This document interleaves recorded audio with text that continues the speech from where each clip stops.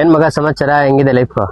ಏನ್ life, degree ಮುಗೀತು, ಮುಂದೆ ಯಾವ ಕಾಲೇಜಲ್ಲಿ ಏನ್ ಮಾಡ್ಬೇಕಂತ ನನಗೆ ಅರ್ಥನೇ ಆಗ್ತಿಲ್ಲ. ಏನ್ರ ಬಗ್ಗೆ ಮಾತಾಡ್ಸಿದ್ರಿ?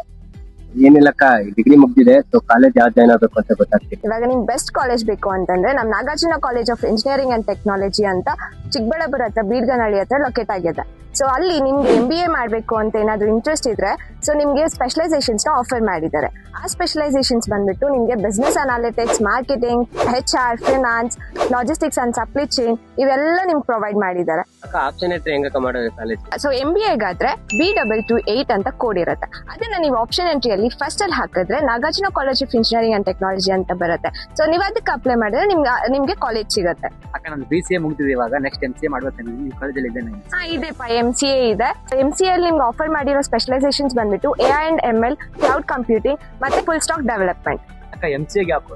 MCA ಬಂದ್ಬಿಟ್ಟು C632 ಅಂತ. ಅದನ್ನ ಆಪ್ಷನ್ ಎಂಟ್ರಿಯಲ್ಲಿ ಫಸ್ಟ್ ಅಲ್ಲಿ ಹಾಕಿದ್ರೆ ನಿಮ್ಗೆ Nagarjuna college of engineering and technology ಸಿಗುತ್ತೆ.